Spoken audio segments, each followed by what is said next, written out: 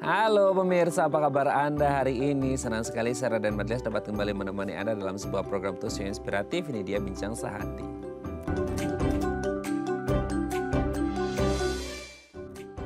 Ya pemirsa, kalau kita berbicara tentang penyakit, pasti ujung-ujungnya adalah apa? Pengobatan. Nah banyak sekali orang kalau ngomongin pengobatan itu obat yang diminum gitu ya, atau yang disuntikan. Nah ngomong-ngomong tentang obat atau pengobatan atau cara menyembuhkan orang dari sakit itu ada berbagai macam cara. Salah satunya dengan jarum. Ya, jadi kalau ngomongin jarum, jarum apa? Buat suntik? Bukan buat suntik. Nah kalau kita ngomongin tentang jarum, ada satu jenis jarum yang sangat berkhasiat sekali bisa menyembuhkan orang dari sakit atau dari penyakit tertentu. Nah pasti Anda sering mendengar yang namanya akupuntur seperti itu ya. Kalau kita pikir oh akupuntur itu adalah yang dari non medis seperti itu ya. Sesuatu yang tradisional gitu ya. Bukan yang oh ini ilmu kedokteran bukan ya dan lain sebagainya. Nah ternyata ada namanya akupuntur medik. Nah ini memang sudah diteliti dan terbukti ya scientifically proven untuk pengobatan medis seperti itu. Salah satu yang bisa ditangani dengan akupuntur medik adalah nyeri lutut. Karena sekarang mungkin banyak sekali orang yang sudah kembali kerja ke kantor atau mungkin dulunya habis WFH capek gitu ya kerja duduk terus nyeri lututnya. Nah inilah topik yang akan kita bahas hari ini. Bagaimana sih cara mengatasi nyeri lutut dengan akupuntur medik. Namun sebelum membahasnya, kita akan membahas terlebih dahulu mitos fakta seputar akupuntur. Kita lihat yang pertama pemirsa ya. Akupuntur itu katanya menyakitkan. Nah kalau kita ngomongin tentang akupuntur gitu ya. Ini kan satu jenis treatment atau satu jenis tindakan yang sebenarnya secara medis itu sudah terbukti ya. Walaupun mungkin banyak dari kita yang masih berpikir masa sih akupuntur itu medis gitu ya. Karena kan mungkin kita dengernya oh dari masa dari dinasti apa gitu ya di Tiongkok dan lain sebagainya. Yang akhirnya kayak oh itu akupuntur tuh gitu ya. Tapi kalau kita ngomong akupuntur itu kenapa sih orang selalu bilang sakit? Kenapa sakit? Karena kan ada kayak jarum gitu ya. Jarum ya dimana-mana kalau namanya jarum pasti sakit ya. Kalau ditusukkan ke bagian tubuh kita seperti itu. Sehingga akhirnya kita berpikir bahwa oh jarum ditusukkan ke anggota tubuh kita ya pasti sakit. Jadi ketika orang ngomongin akupuntur, aduh pasti sakit ya. At least nyeri deh gitu ya. Karena kan kita selalu kepikiran ketika kita lagi disuntik, kita lagi donor darah gitu dan lain sebagainya, kita ditusuk sama jarum seperti itu. Nah pun akhirnya orang berpikir ketika orang menjalani terapi akupuntur itu sakit, itu menyakitkan. Nah apakah beda nggak sih antara jarum buat nyuntik, jarum buat donor darah, jarum buat akupuntur? Dan sebenarnya kalau akupuntur itu sakit atau enggak nanti akan kita bahas ya. Kalau sakit tapi kok manfaatnya banyak katanya, nanti kita bahas ya. Oke kita lanjut yang kedua pemirsa ya. Akupuntur itu katanya hanya untuk mengobati nyeri. Jadi gini, dalam tubuh kita itu kan banyak sekali potensi penyakit yang bisa terjadi ya. Salah satunya adalah nyeri lutut seperti tema kita hari ini gitu. Dan kabarnya adalah nyeri lutut itu bisa diobati dengan teknik akupuntur. Tapi kan orang kepikiran, oh berarti akupuntur itu hanya untuk nyeri-nyeri aja ya, nggak bisa untuk penyakit yang lain. Nah nanti akan kita bahas ya sebenarnya apakah hanya untuk nyeri aja atau sebenarnya akupuntur medik ini bisa digunakan untuk keluhan-keluhan yang lainnya tidak hanya nyeri gitu ya. Karena kan kalau kita ngomongin penyakit di tubuh kita ini kan tidak hanya nyeri ya. Mungkin Anda mengalami ini, mengalami itu di luar nyeri. Nanti akan kita bahas ya. Oke kita lanjut yang ketiga pemirsa. Akupuntur itu katanya bisa meningkatkan kesuburan. Nah kalau Anda ada masalah dengan fertilitas gitu ya. Atau kayak udah married nih, udah 10 tahun, udah 15 tahun. Tapi kenapa ya dok ya, kayaknya aku sama suami aman-aman aja nih. Kualitas sel sperma sama sel telurnya kayaknya baik-baik aja. Nggak ada masalah di ini, di itu segala macam. Tapi kok belum bisa hamil juga ya, belum ada tanda-tanda menuju ke hamil. Padahal promilnya udah dari kapan tahu gitu ya. Nah ada yang juga bilang, oh kalau gitu cobain akupuntur medik. Nah nanti akan kita bahas ya, apakah ada hubungan antara akupuntur medik dengan tingkat kesuburan seseorang, terutama wanita mungkin ya, yang akhirnya bisa berpengaruh pada cepat atau tidak, atau bisa atau tidaknya si perempuan ini cepat hamil seperti itu ya. Karena ini menjadi dambaan banyak orang yang sudah berumah tangga ya. Oke kita lanjut yang keempat pemirsa. Akupuntur itu katanya nggak boleh dilakukan untuk penderita diabetes. Logikanya mungkin orang berpikir gini, kenapa sih nggak boleh untuk penderita diabetes? Jadi kan sering ya, atau ini nanti mungkin bisa dikoreksi juga gitu ya sama dokter ya. Diabetes itu kan ada yang bilang diabetes kering, diabetes basah. Ya meskipun nanti kita nggak ngerti faktanya demikian atau itu mitos belaka. Tapi kita fokusnya ke yang katanya ya, quote and quote, itu diabetes basah.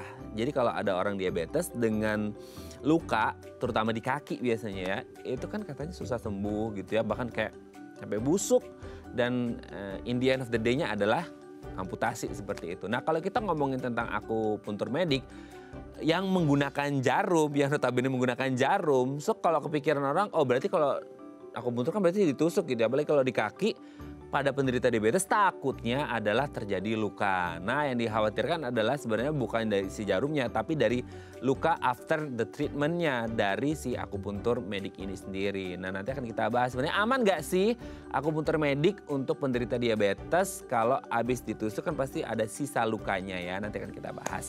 Oke, kita lanjut yang terakhir menurut saya. Akupuntur bisa menyebabkan kecanduan. Nah gini ya, kadang-kadang kita agak susah ngebedain gak sih antara kecanduan, ketergantungan sama kebutuhan gitu ya. Kadang-kadang kan kita kepikiran kayak oke, aku udah treatment ini nih dok, enak nih kayaknya aku pingin terus. Nah mungkin di satu sisi kita bilang itu bukan kecanduan ya, itu kebutuhan karena memang kita we need the treatment gitu ya. Kita butuh treatment itu gitu untuk perawatan atau untuk maintenance tubuh kita seperti itu. Tapi ada juga yang bilang, "Dok, kayaknya kok aku kalau nggak ngelakuin akupuntur nggak enak ya. Berarti aku kecanduan ya, aku addict ya sama yang namanya akupuntur." Nanti akan kita bahas ya. Oke, itu tadi beberapa mitos fakta seputar akupuntur medik dan kami akan membahasnya saat lagi. Tetap bersama kami di Bincang Satu.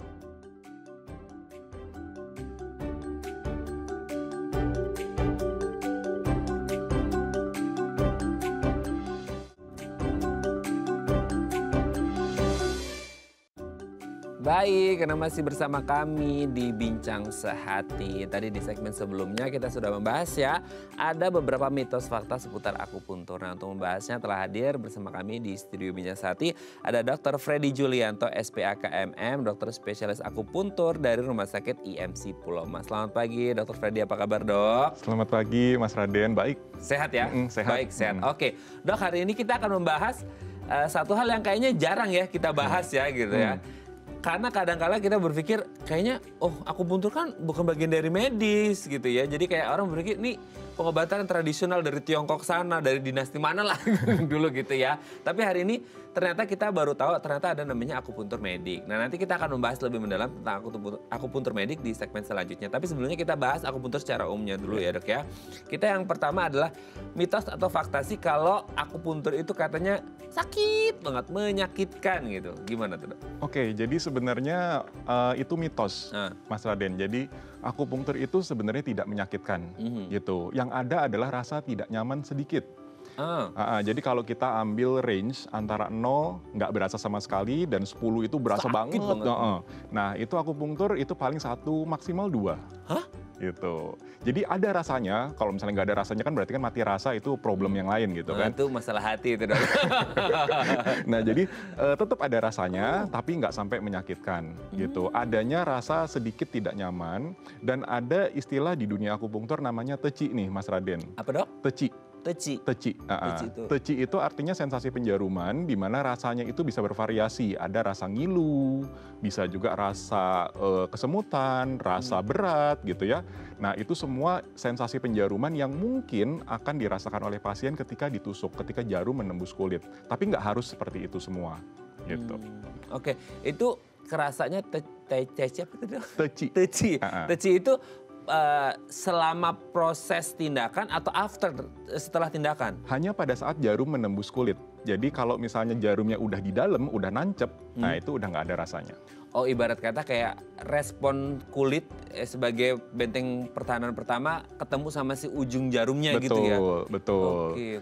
Dan titik akupunktur itu lokasinya kan di dalam fascia. Fascia itu jaringan ikat. Gitu. Jadi kalau kita membayangkan kalau misalnya Mas Raden jungkir balik lah, salto gitu kan nggak mungkin isi perut naik ke kepala gitu kan. Nah pada saat kita berdiri juga nggak mungkin kan kita jantung kita turun ke perut gitu kan nggak mungkin gitu. Nah itu ada jaringan pengikatnya, itu namanya fascia.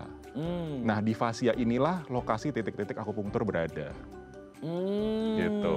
Oke. Jadi memang titik-titiknya sudah ada ya ditentukan, maksudnya nggak asal tusuk di sembarang tempat ya? Nggak bisa, jangan. Kita punya peta akupunktur, titik-titik akupunktur itu jumlahnya ada 360 lebih di seluruh badan kita. Dan itu semua punya khasiat sendiri-sendiri masing-masing. Jadi nggak bisa main asal tusuk untuk ngobatin segala macam penyakit, itu nggak bisa. Oke, sudah terjawab ya. Saya dari range 0 itu nggak kerasa sama sekali, sampai 10 itu sakit banget. Itu cuma di range 1, paling maksimal itu 2 ya? Betul. Bisa gitu ya? Bisa. Selama ini kita kepikirannya pasti kalau ditusuk jarum sakit gitu ya. Dan akupunktur itu jarumnya kan tipis sekali nih Mas Raden. Jadi jarumnya jauh lebih tipis daripada korek api, daripada jarum jahit, daripada jarum suntik atau buat ngambil darah. Nah itu jarum akupunktur lebih tipis daripada itu. Gitu. Tipisnya tuh kayak satu helai rambut. Gitu. Jadi tipis sekali. Dan itu sekali pakai buang, jadi nggak usah takut akan infeksi dari luar, HIV, hepatitis B dan segala macam, itu nggak usah takut. Dan modalitasnya itu Mas Raden nggak cuma jarum, gitu. Kalau jarum kan mungkin ada yang fobia jarum, takut sama jarum. Kita selain jarum itu banyak modalitas yang lain, ada laser, ada ultrasound. Nah, jadi banyak sekali alternatif untuk yang tindakan akupunktur tidak hanya pakai jarum, betul, betul. Karena yang dipentingkan adalah bagaimana cara kita merangsang titik akupunktur itu. Gitu. Dan itu tidak hanya medianya lewat jarum. Betul, kita bisa menggunakan suara, ultrasound, bisa menggunakan benda padat, jarum tadi, atau kita bisa menggunakan sinar, itu laser gitu. Jadi medianya itu, caranya itu banyak sekali. Yang penting titiknya terangsang. Gitu. Oke, nanti mungkin kita lebih kulik mendalam di segmen selanjutnya ya Dok ya. Ini menarik banget ya. Jadi intinya tidak menyakitkan ya. Oke, kita lanjut yang kedua. Nah katanya hanya untuk nyeri aja nih Dok gitu. Karena kan selama ini kita kepikirannya kalau nyeri-nyeri tusuk pakai jarum gitu. Sementara penyakit yang lain gimana dong? Gimana tuh Dok? Nah ini juga mitos nih Mas Raden. Jadi akupunktur memang terkenalnya di masyarakat itu kan buat nyeri gitu. Sebenarnya secara garis besar akupunktur dibagi 2. Untuk penyakit dan untuk kecantikan atau estetika. Atau kecantikan atau ketampanan lah, jadi laki pun bisa gitu ya.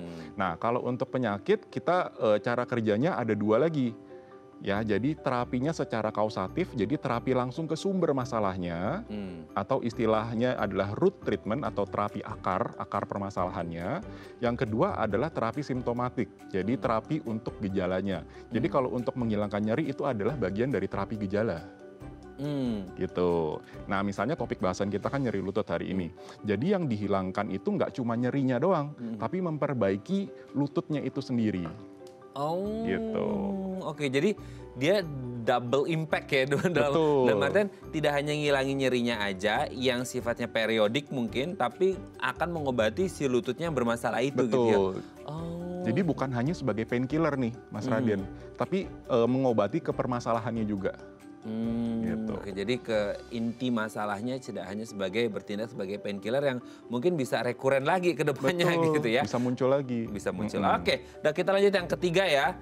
Katanya, nah ini yang diharapkan oleh banyak pasangan suami istri atau pasutri ini gitu ya. Terutama itu yang mungkin sudah 10 tahun, 15 tahun berumah tangga tapi belum punya anak, promil belum berhasil terus gitu. Itu katanya bisa meningkatkan kesuburan. Betul nggak sih akupunktur itu?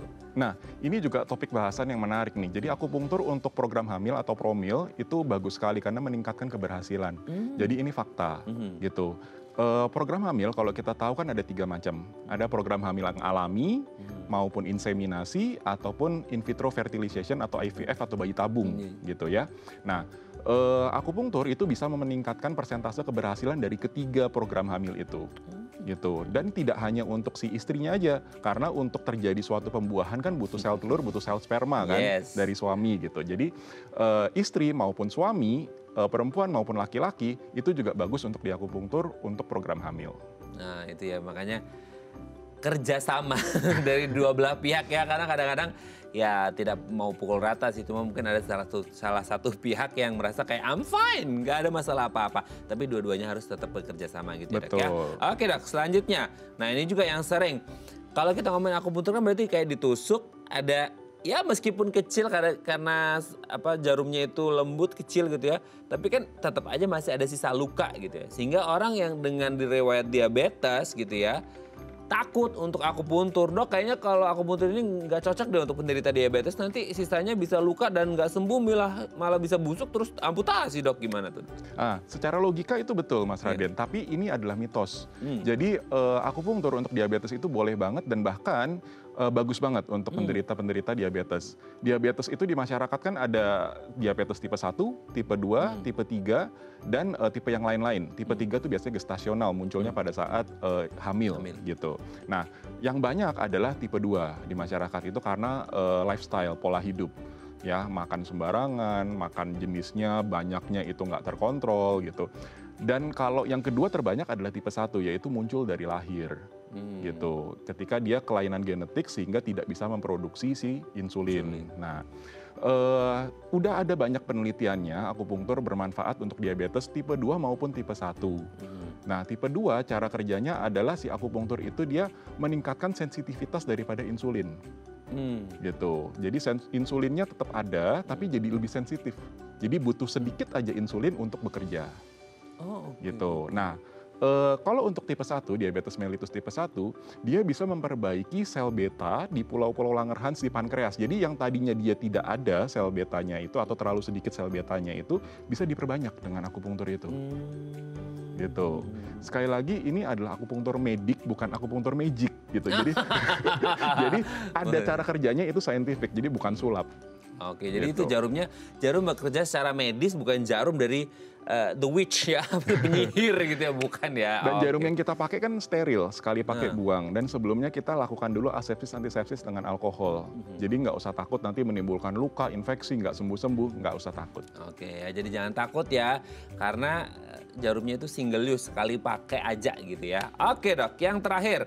Banyak orang yang sudah merasakan manfaat dari akupuntur. Thanks God-nya seperti itu gitu ya. Tapi akhirnya muncul nih, ya namanya haters di mana-mana pasti ada ya Dok gitu ya. Tuh kan, kalau udah enak minta lagi gitu. Nagih kan si akupunturnya, berarti itu kamu kecanduan. Jadi orang bilang kecanduan, tapi kan kadang-kadang kita agak susah membedakan antara kecanduan, ketergantungan sama kebutuhan gitu. Gimana tuh Dok? Ini adalah mitos Mas Raden. Jadi akupunktur sama sekali tidak menimbulkan kecanduan, ketergantungan, itu sama sekali tidak. Yang membedakan adalah kalau kecanduan, ketergantungan kita harus pakai barang itu, dan kalau kita tidak memakai barang itu kita akan craving gitu. Kita akan minta terus gitu, contohnya narkoba gitu kan, atau rokok gitu misalnya. Nah, akupunktur nggak seperti itu. Kalau misalnya akupunktur itu dilakukan secara tepat, secara benar, itu hanya berfungsi pada saat dia lagi sakit, atau untuk pemeliharaan kesehatan pun juga boleh gitu. Nah, yang membedakan pada saat tidak dilakukan akupunktur, badan kita nggak akan craving. Gitu. Baik-baik aja ya, nggak ada efek apa-apa gitu ya. Tapi kalau untuk orang yang akhirnya melakukan tindakan akupuntur secara reguler sebulan sekali untuk maintenance tubuh, itu bukan kecanduan dong, karena memang kebutuhan mereka untuk melakukan itu. Pun kalau tidak melakukan itu, misal kayak skipping 1 atau 2 bulan, fine-fine aja kan tubuhnya. Nggak ada masalah. Oke, terjawab sudah Dok. Thank you ya. Nanti kita lanjut lagi ngomongin tentang nyeri lutut yang bisa diatasi dengan akupuntur medik ya. Oke pemirsa, kalau Anda punya pertanyaan seputar tema kita hari ini, boleh tanya-tanya di 021 290 3244 atau DM Instagram kami di @dafamily. Kami akan kembali saat lagi. Oh, cuman 1 sampai...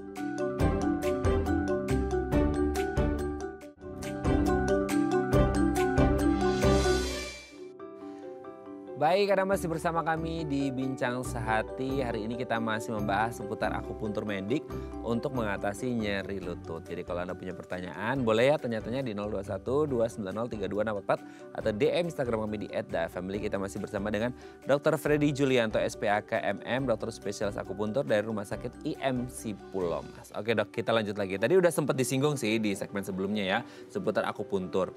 Nah, kalau pendapat orang umum dan taunya kita selama ini ya mungkin, karena mungkin minimnya orang akses untuk mengetahui tentang produk knowledge dari akupuntur medik gitu ya. Sebenarnya akupuntur ini kan taunya kita adalah pengobatan alternatif, tradisional lah ya bahasa lainnya gitu. Yang ini bukan medis, ranahnya bukan medis gitu. Ternyata sekarang ada namanya akupuntur medik seperti itu. Nah, boleh dijelasin nggak sih Dok? Akupuntur secara umum seperti apa, dan akhirnya kenapa ada akupuntur, masih ada nggak ya akupuntur yang tradisional, sama kenapa sekarang ada akupuntur medik gitu Dok? Oke, Mas Raden. Jadi betul, itu sebenarnya nggak salah. Jadi memang asalnya itu adalah akupunktur tradisional yang udah berapa ribu tahun dari Tiongkok sana gitu.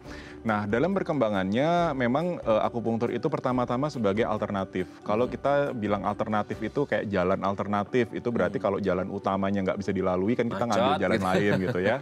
Nah, dulu seperti itu, tapi sekarang sudah tidak seperti itu. Gitu. Sekarang akupunktur itu yang medik terutama itu sudah bukan lagi sebagai alternatif.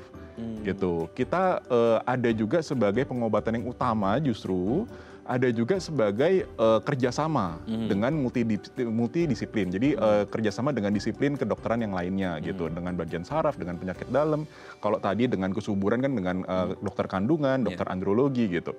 Nah jadi kita sekarang sudah tidak lagi sebagai alternatif. Nah kalau pengertian dari akupunktur medik sendiri itu adalah cabang dari ilmu kedokteran yang merangsang titik-titik akupunktur di permukaan tubuh yang tadi jumlahnya ada 360 lebih, dan itu semuanya berdasarkan penelitian evidence based medicine (EBM) gitu. Jadi ada buktinya, ada penelitiannya. Dan kita menggunakan ilmu-ilmu kedokteran. Jadi kayak anatomi, fisiologi, biokimia, patologi dan sebagainya. Gitu. Nah, akupunktur ini, akupunktur medik terutama ya, itu berguna baik secara untuk promotif, preventif, kuratif, rehabilitatif sampai paliatif. Jadi kadang ada pasien kanker gitu ya, stadium 4 udah stadium akhir, nggak bisa diapa-apain lagi gitu. Nah, kita bisa memberikan akupunktur untuk meningkatkan kualitas hidupnya. Oh, berarti untuk paliatif itu yang gimana? Maksudnya kan udah di stadium akhir lah gitu. Ya. Terus fungsinya akupunkturnya itu hanya untuk ya relaxing, untuk apa ya, sugesti ke pasien, atau memang ada efek secara medisnya? Ada efek secara medisnya. Jadi kalau misalnya kanker stadium akhir itu kan sakit banget tuh, Mas Raden. Jadi seluruh badan dari kepala sampai kaki itu sakit banget sampai nggak bisa tidur. Nah, akupunktur bermanfaat di situ. Jadi dia menurunkan rasa sakitnya, jadi pasiennya bisa tidur. Ada juga yang mual muntah, mungkin karena efek dari kemoterapi atau efek dari kankernya sendiri gitu misalnya. Nah, kita melakukan penusukan atau kita merangsang titik akupunktur untuk menurunkan mualnya, jadi dia pasti bisa makan. Jadi kita tahu kita stadium akhir kita sudah tidak bisa mengobati ya, tidak bisa menyembuhkan lagi, tapi kita menjaga kualitas hidupnya supaya di sisa-sisa akhir hidupnya itu dia bisa mempunyai kualitas yang baik, masih bisa hidup berkualitas bersama keluarga. Gitu, itu untuk paliatif. Oke, ternyata sejauh itu ya fungsi dari akupunktur yang selama ini kita cuman pikirannya kayak tadi ya di segmen Mitos Fakta cuma nyeri-nyeri aja gitu ya. Ternyata sampai ke paliatif pun ada manfaatnya, sangat luar biasa. Nah, pertanyaan selanjutnya adalah kenapa sih harus pakai jarum, Dok? Gitu kan. Jarum itu kan media yang mungkin banyak ditakuti oleh banyak orang, tapi menjadi media untuk akupunktur. Kalau di kita di akupunktur medik ya, modalitasnya kita tidak hanya jarum.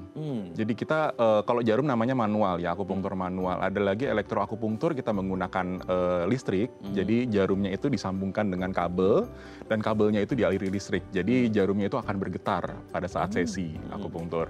Nah, ada lagi misalnya kita tanam benang. Jadi benang catgut, jadi benang yang bisa diserap badan sendiri itu kita tanam di titik-titik akupunktur. Tujuannya adalah memberikan rangsangan secara kontinu, secara terus-menerus. Selama benangnya itu masih ada, dia akan merangsang titik akupunktur tersebut secara terus-menerus. Nah, ada lagi yang tadi saya bilang laser. Kalau laser itu sama sekali painless, jadi tidak ada rasa nyeri, tidak ada rasa apa, nggak ada, tidak ada. Rasa tidak nyaman itu semua tidak ada. Gitu. Ada lagi ultrasound, ya tadi dengan suara. Ada lagi misalnya dengan farmakopunktur, jadi kita menyuntikkan cairan di titik-titik akupunktur. Biasa yang digunakan adalah cairan infus. Itu disuntikan ke titik-titik akupunktur. Gitu. Jadi modalitasnya banyak sekali, tidak hanya jarum. Nah, tapi berbeda kalau yang tradisional. Jadi kalau yang tradisional sampai sekarang masih tetap ada, biasa dilakukan oleh Shinsei, Mas Raden. Shinsei itu biasa menggunakan akupunktur tradisional, jarumnya biasanya akan lebih banyak. Karena kalau di medik sendiri, kita dibatasi secara WHO, satu kali sesi itu maksimal 30 jarum. Gitu. Tapi saya biasanya belasan aja udah banyak. Jadi belasan udah banyak ya. Itu udah maksimal lah ya. Maksudnya maksimal efek dari jarum-jarum itu gitu ya. Betul. Artinya supaya jangan terjadi overstimulation. Sama seperti obat, jangan sampai overdosis. Karena gitu. Pingin cepat sembuh, pingin cepat kerasa, jadi ditusukin semua 30-30 enggak ya? Enggak, malah jelek nanti. Malah jelek ya. Oke. Nah, kalau ngomongin titik-titiknya, tadi kan dokter menyebut ada 360-an ya. Itu berdasarkan apa sih, untuk naruh titiknya itu berdasarkan apa sih, Dok? Kalau berdasarkan apa? Berdasarkan meridian, Mas Raden. Jadi di badan kita kalau secara barat ya, kedokteran barat itu kita hanya mempunyai 3 jalur gitu ya. Ada pembuluh darah itu untuk mengalirkan darah. Ada saraf itu untuk mengalirkan listrik.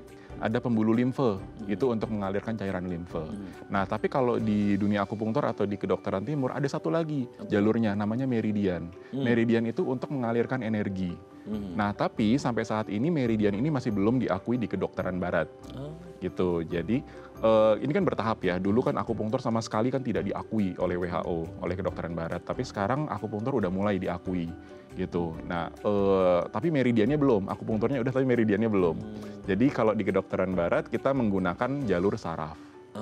Gitu. Ditusukkan, terjadi reaksi lokal di situ, rangsangannya akan diteruskan melalui jalur saraf ke tulang belakang kita, lalu dihantarkan ke otak.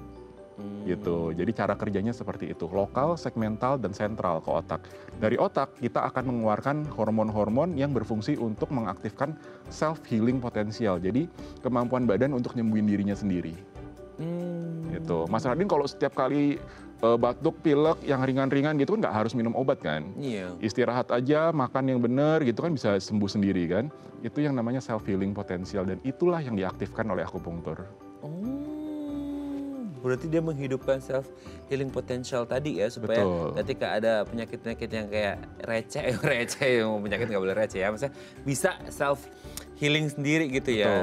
Oke. Nah, sebenarnya penyakit apa aja sih, Dok, yang bisa, kan kebetulan tema kita hari ini seputar nyeri lutut. Nyeri lutut itu kan kayak ya iyalah nyeri lutut mah karena memang akupuntur kan buat nyeri gitu. Nah, penyakit-penyakit jenis apa aja yang bisa diobati dengan akupuntur?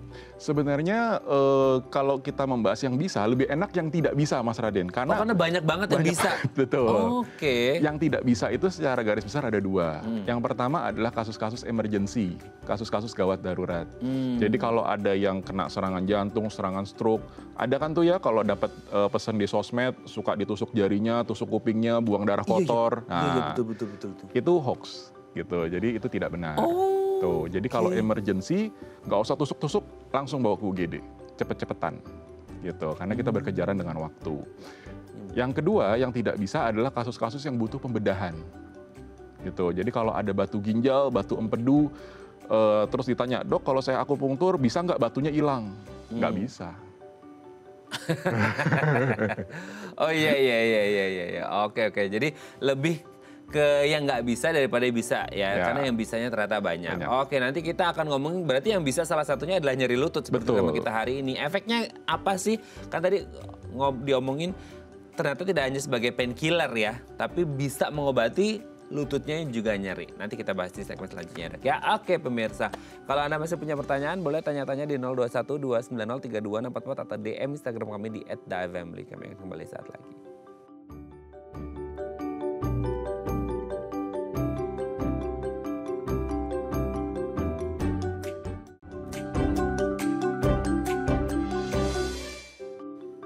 Baik, karena masih bersama kami di Bincang Sehati, kita masih membahas tema kita hari ini, akupuntur medik untuk mengatasi nyeri lutut ya.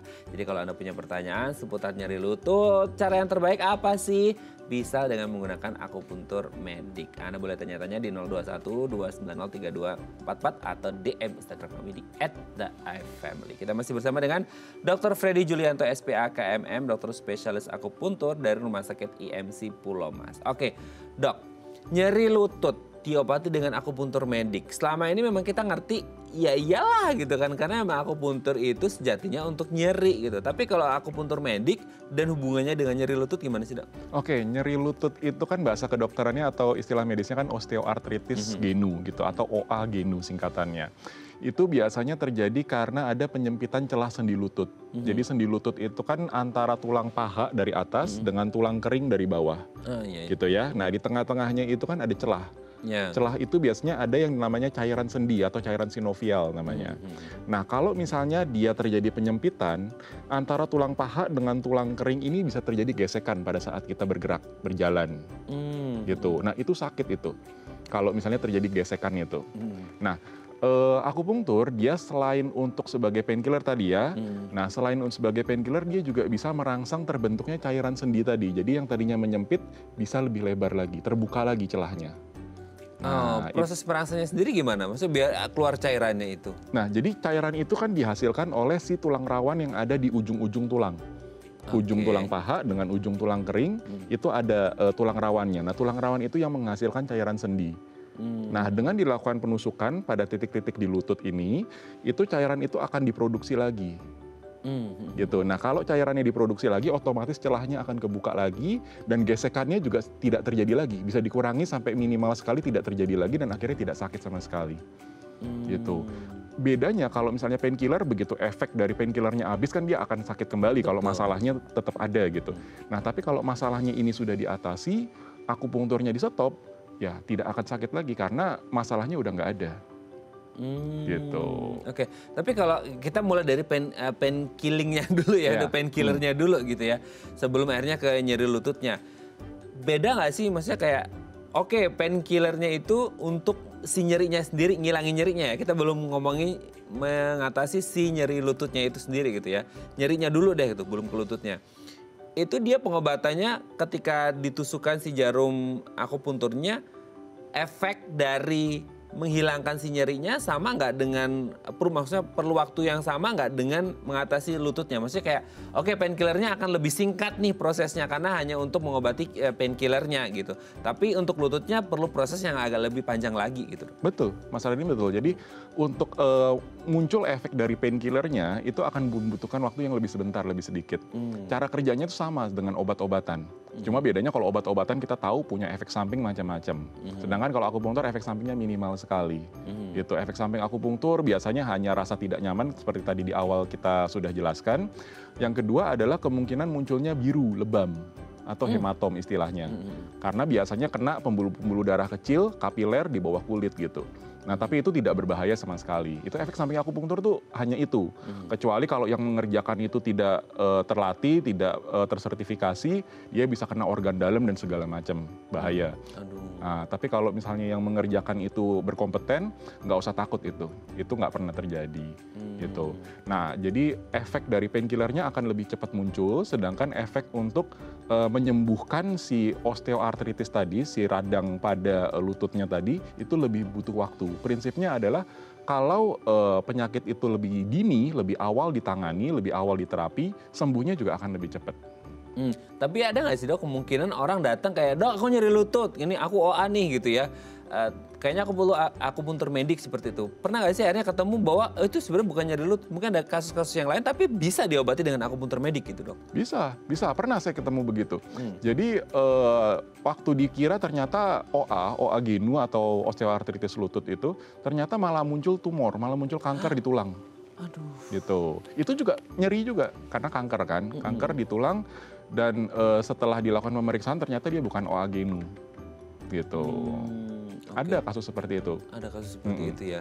Oke, nah yang jadi pertanyaan itu kadang-kadang untuk jenis ini, maksudnya nyeri lutut gitu ya. Kadang-kadang kita kepikiran, beda nggak sih jarumnya gitu ya. Kalau tadi kan di awal untuk pain levelnya gitu ya. Itu kan cuman kayak 0 itu nggak sakit, sampai 10 itu sakit banget, itu 1 sampai 2. Nah kalau untuk nyeri lutut sendiri, kan kita kepikirannya nyeri gitu ya di lutut kita. Itu kan mungkin ada tulang di situ, jadi kayak jarumnya seperti ini, tuh beda nggak? Maksudnya ketika kita mau akupuntur medik pakai untuk lutut dan di tempat-tempat atau titik-titik yang lain yang ada 360 titik tadi itu, Dok? Beda, jadi jarum akupuntur tuh macam-macam. Jadi panjangnya mulai dari yang pendek, yang tipis, biasanya itu untuk muka tuh, untuk kecantikan, Mas Raden. Gitu. Ada juga jarum yang ukurannya normal, standar, tebelnya juga standar, itu biasa untuk akupuntur tubuh, termasuk di lutut. Gitu. Ada juga jarum yang lebih panjang, yang lebih tebal, itu biasa untuk daerah-daerah tubuh yang lebih tebal juga. Kulitnya, dagingnya, ototnya, lemaknya. Nah, contohnya misalnya buat di bokong, buat di perut, untuk slimming, penurunan berat badan gitu. Nah, itu butuh jarum yang lebih panjang. Tapi kalau untuk yang di lutut itu jarumnya yang normal, yang standar. Gitu. Oke. Nah, sekarang kita ke prosesnya ya. Ini pasti banyak yang tanya-tanya. Proses tindakannya seperti itu. Kan kita kepikirannya, tapi gini, sebelum ke prosesnya ya, kan pain levelnya orang itu beda-beda nggak sih, Dok? Maksudnya kayak, Dok, nyeri lututku, kayak tadi dokter bilang di awal, ini masih awal nih. early stage lah gitu. Ada yang udah bener-bener yang udah severe banget kan, ada yang mild, ada yang moderate, ada yang severe gitu kan. Nah itu bisa beda tindakannya tuh gimana? Jadi kalau misalnya untuk nyeri lutut yang terkenal di masyarakat ya, Mas Raden tentu pernah dengar yang namanya suntik oli. Suntik oli. Ya, jadi tapi bukan oli beneran kan, Dok? Bukan. Oli itu tanda kutip artinya adalah cairan sendinya itu, cairan sinovialnya tadi, gitu. Untuk melumaskan itu ya. Betul. Nah, itu banyak tuh di masyarakat kalau sakit lutut suntik oli atau misalnya langsung operasi, buru-buru operasi gitu. Nah, ternyata untuk nyeri lutut atau OA genu itu ada derajatnya, betul tadi yang Mas Raden bilang. Ada 4 derajat. 1, 2, 3, 4. 1 itu paling ringan, 4 itu paling berat. Gitu. Akupunktur masih bisa ada tempatnya, masih bisa bekerja bermanfaat di stage 1 sampai 3. 1, 2, 3 itu masih bisa akupunktur. Tapi kalau udah 4 memang nggak ada pilihan lain selain operasi. Gitu. Jadi kalau 1, 2, 3 itu masih bisa. Terus kalau ditanya, "Dok, taunya dari mana sih saya stage 1 atau 2 apa 3 apa 4 gitu?" Pertama kan kalau kita kedatangan pasien, kita selalu memeriksa dari anamnesis dulu ya, dari tanya jawab dulu, lalu kita melakukan pemeriksaan fisik, lalu kalau misalnya perlu dipertajam, kita melakukan pemeriksaan penunjang. Kalau untuk lutut, kita biasanya melakukan ronsen lutut. Nah, dari situ kita akan bisa melihat celah sendi di lutut itu seperti apa. Kalau udah derajat 4, itu udah ketemu tuh, tulang paha dengan tulang kering itu udah nempel. Nggak ada bantalan lagi. Nggak ada celah lagi, nggak ada bantalan lagi gitu. Dan jadinya tidak bisa lagi diakupunktur karena jarumnya tidak bisa masuk lagi ke cairan sendinya. Itu nggak benar-benar jarumnya nggak bisa menstimulat si cairan itu keluar lagi? Nggak bisa karena jarumnya udah nggak bisa masuk, udah nggak ada celahnya. Karena nanti salah satu titiknya adalah jarum dimasukin ke dalam celahnya ini. Itu berarti maksudnya udah bener rapat? Rapat. Jadi tulang paha dengan tulang kering itu jadi satu, udah nggak ada celah hitamnya lagi, nggak ada gitu kalau dari film. Nah itu udah derajat 4, derajat yang paling berat, nah itu tidak ada pilihan lain selain operasi. Nah tapi kalau derajat 1, 2, 3 masih ada celahnya, masih ada hitamnya kalau di filmnya ronsen, itu masih bisa dilakukan akupunktur karena jarum masih bisa masuk ke dalam celah sendi itu. Gitu. Dan bahkan kalau grade 1 itu banyak kan pasien tidak merasakan apa-apa. Biasa merasakannya hanya rasa berat atau rasa pegel, jadi bukan nyeri, rasa pegel malah. Terutama kalau misalnya naik turun tangga, jalannya agak jauh di lututnya. Nah, jadi belum tentu rasa nyeri, tapi itu udah termasuk ke dalam OA, osteoartritis yang mungkin masih grade 1. Oke Dok, sebelum lanjut ini ada DM Instagram, aku bacakan ya, ini dari Pak Joni nih. Dok, di lutut saya itu terkadang suka terasa ada linu-linu kalau lagi jalan, terutama pas naik tangga. Tapi Pak Joni belum menyebut umur ya, tapi mungkin ini tertiplas lah ya gitu. Tapi setelah itu hilang sendiri sakitnya, Dok. Apa itu tanda nyeri lutut? Apa bisa diobati dengan akupuntur? Terima kasih. Oh, pas naik tangga itu suka linu-linu di lututnya. Nah, gimana, Dok? Itu tendensinya ke nyeri lutut nggak sih? Itu bisa diobati dengan akupuntur nggak? Tapi setelah pas nggak naik tangga, pas maksudnya menahan beban berat, dia nggak sakit gitu, Dok? Itu pertanyaan bagus nih dari Pak Joni. Jadi barusan kita bahas, jadi rasa nyerinya itu pada saat grade 1 itu belum tentu ada. Grade 1, grade paling ringan, biasa orang yang muncul ada rasa ngilu, rasa pegel, rasa berat. Terutama tadi waktu naik turun tangga, waktu jalan agak jauh.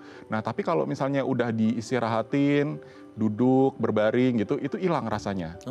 Nah itu kemungkinan ada. Jadi kalau menjawab pertanyaan Pak Joni itu kemungkinan ada. OA genu atau osteoartritis genu atau nyeri lutut tadi. Dan itu bisa diakupunktur. Gitu. Oke. Semoga bisa menjawab pertanyaan Pak Joni ya. Tapi menyambung pertanyaan Pak Joni juga dan menyambung pertanyaan tadi. Ini kan kayak kasusnya Pak Joni kebetulan tidak menyebut umur nih, usia gitu ya. Nah ada nggak sih kategori orang yang bisa dan tidak bisa melakukan tindakan dari si akupuntur medik ini sendiri? Kan mungkin dari orang dengan riwayat penyakit tertentu atau mungkin dengan range tertentu bisa hasilnya beda nih dari yang mungkin usia under 30 dengan 50 plus. Karena mungkin ya metabolisme tubuh juga mendukung proses degeneratif, proses aging dan lain sebagainya, Dok. Itu pengaruh nggak sih? Pengaruh, Mas Raden. Jadi kalau kita bicara faktor risiko terjadinya OA genu atau nyeri lutut ini, yang pertama kan karena usia ya. Jadi OA genu itu banyak terjadi pada orang-orang yang semakin bertambah usia lanjut apalagi gitu. Tapi masih muda pun bisa juga terkena, misalnya ada obesitas gitu. Karena lutut kita ini kan menopang badan. Jadi kalau misalnya badan kita gemuk, berat, nah lutut kita kan nopangnya kan berat juga. Gitu. Nah, jadi obesitas baik pada orang-orang masih muda itu juga bisa menyebabkan nyeri lutut. Yang kedua adalah cedera. Gitu, cedera misalnya jatuh atau misalnya ada cedera olahraga, main bola ke tackle gitu misalnya. Nah, itu juga bisa menyebabkan nyeri lutut ini, osteoartritis gini, walaupun dia belum tua. Gitu. Jadi untuk terapi daripada osteoartritis genu, kalau orangnya obesitas jangan lupa PR-nya di rumah adalah turunin berat badan. Gitu. Dan kalau tadi Mas Radin nanya beda nggak sih terapi untuk pasien-pasien yang masih muda dengan pasien-pasien yang udah lansia, tentu berbeda. Kayak tadi akupunktur itu kan dia mengaktifkan self healing potensial, potensial badan untuk menyembuhkan dirinya sendiri. Jadi kalau misalnya masih muda, self healing potensialnya itu masih tinggi, masih bagus. Jadi biasa sembuhnya akan lebih bagus, lebih cepat dibandingkan dengan lansia. Nah, tapi jangan lupa bahwa semakin dini, kayak tadi saya udah katakan, semakin dini atau semakin awal di terapi, itu hasilnya juga semakin cepat, semakin bagus. Jadi jangan tunda, tunggu grade 2, tunggu grade 3, apalagi tunggu grade 4, udah nggak bisa di akupunktur. Nggak bisa ya, oke. Jadi lebih awal, meskipun akhirnya ada keluhan di usia 50 plus atau 60 plus, ya udah nggak apa-apa, nyeri lututnya tetap harus diobati gitu. Betul. Ya, meskipun kayak, kan udah umur segini, ya tetap dari awal lebih baik ya. Betul. Karena bukan masalah usianya, tapi kemunculan dari si gejala-gejala itu ya. Oke Dok, nanti kita lanjut lagi ya di segmen terakhir ya. Oke pemirsa, kalau Anda masih punya pertanyaan seputar tema kita hari ini, boleh tanya-tanya di 021 290 3244 atau DM Instagram kami di @theifamily. Kami akan kembali saat lagi.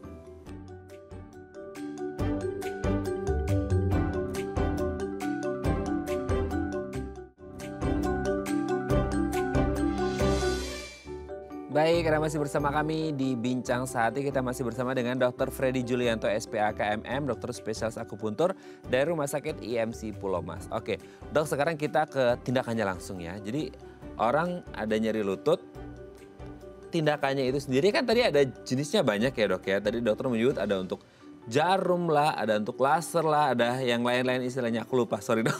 Gitu ya. Nah, kalau untuk nyeri lutut itu sendiri, tindakan apa yang paling pas? Masa pakai media yang mana? Apakah jarum, laser, dan lain sebagainya? Oke, kalau dari hasil penelitian nih Mas Raden, kalau untuk nyeri lutut itu yang bagus itu ada dua. Gitu ya, bisa dengan jarum. Jarum itu otomatis dengan disambungkan ke kabel yang isinya listrik. Gitu, jadi elektroakupunktur. Gitu, atau bisa juga dengan laser. Gitu. Yang ketiga alternatifnya kalau misalnya orangnya sibuk gitu ya, nggak bisa rutin terapi akupunktur, kita juga bisa menggunakan tanam benang. Gitu. Jadi benangnya tadi seperti saya sudah katakan catgut, jadi benang yang bisa diserap badan sendiri, itu dimasukkan ke dalam titik-titik akupunktur dan itu bisa bertahan sampai 6 bulan, 3 sampai 6 bulan. Gitu, benangnya ada di dalam badan dan selama benangnya itu masih ada, belum sepenuhnya diserap badan, titik akupunktur itu juga akan terus dirangsang. Oh, gitu. Meskipun nggak lagi tindakan ya, tapi akan terus gitu ya? Akan terus dirangsang, gitu. Itu buat orang-orang yang memang mungkin karena kesibukannya jadi nggak bisa rutin datang untuk terapi.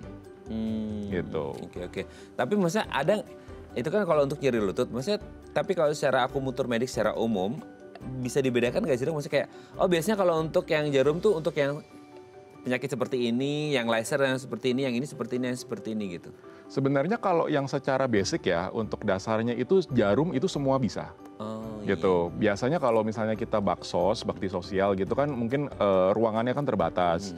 Jadi fasilitasnya juga apa adanya, nggak bisa lengkap sekali gitu. Jadi kita biasa menggunakan jarum aja. Jadi akupunktur manual. Kalau ditanya apakah jarum aja akupunktur manual itu ada efeknya nggak sih Dok? Ada, tetap ada. Gitu. Jadi akupunktur manual cuma jarum aja tanpa alat-alat yang lain itu tetap ada efeknya. Nah, cuma gunanya mungkin disambungin kabel, mungkin dipakein laser, dipakein ultrasound, dipakein cairan tadi farmakopunktur. Itu gunanya buat apa sih? Untuk menambah kekuatan dari si akupunkturnya tadi, menambah efek akupunkturnya. Gitu. Okay. Jadi kalau ada yang bilang, kayaknya aku pakai yang metode yang ada loh, kayaknya itu lebih efektif daripada metode yang B sama C, itu betul nggak sih? Gitu? Ada, metode tertentu itu ada yang lebih efektif dibandingkan yang lain. Tapi bukan berarti metode yang tertentu itu tidak ada efeknya sama sekali, itu enggak. Tetap ada efeknya. Tetap ada efeknya. Nah, penelitian-penelitian yang sampai saat ini masih dilakukan terus, masih sedang berjalan itu adalah membandingkan. Kalau sakitnya A, kita pakai metode A sama metode B, C, D, mana yang lebih efektif? Oh, bisa dikombinasikan nggak? Bisa. Dari nyeri lutut nih ya, pakai jarum, pakai laser, farmakupuntur gitu bisa dikombinasikan atau gimana? Biasanya kita pilih. Nah, itu yang sedang diteliti sampai saat ini. Dari sekian banyak modalitas akupunktur medik itu, mana yang paling efektif untuk kasus nyeri lutut.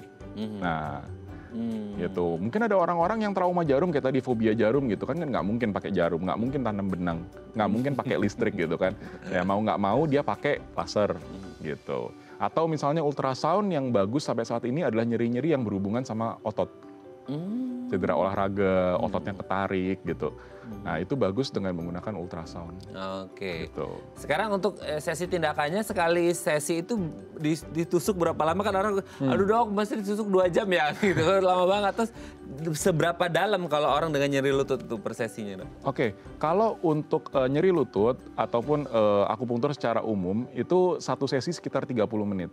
30 menit ya? Okay. Jadi kalau kurang dari 30 menit efeknya masih dirasa kurang, belum cukup. Tapi kalau mau dibikin 1 jam, 2 jam, 24 jam bahkan efeknya tidak lebih bagus daripada 30 menit. Udah ideal lah itu? Udah ideal, 30 menit itu udah yang paling bagus, udah paling optimal gitu satu sesinya. Dan frekuensinya itu disarankan itu per minggu 2-3 kali per minggu. 3 kali. Terus kedalamannya orang kayak, dok itu dalam banget gak sih, sakit nggak gitu? Itu bergantung dari lokasi, Mas Raden. Kalau nyeri lutut ada titik-titik di lutut, mungkin kita bisa masuk itu sampai 2 sentian. Gitu. Itu kita bisa masuk ke dalam titik-titik yang ada di lutut gitu. Kalau ditanya, dalam banget bahaya nggak sih? Enggak. Sama sekali enggak, karena udah banyak sekali dilakukan. Oke, dokter udah tahu lah ya, maksudnya ini ditusuknya sampai mana. Enggak juga kalau orang mengatasi kebotakan ditusuk sampai tembus ke otak kan enggak gitu ya dok ya. Nggak mungkin lah ya, itu kan mengadi-adi aja gitu ya. Oke, terima kasih Dr. Freddy sudah berbagi. Hari ini kita mendapat ilmu baru dari seputar akupuntur medik ya, karena selama ini kita taunya akupuntur tradisional aja. Terima kasih dok, sehat terus. Salam untuk keluarga di rumah dan teman-teman di Rumah Sakit IMC Pulau Mas ya dok ya. Selamat pagi.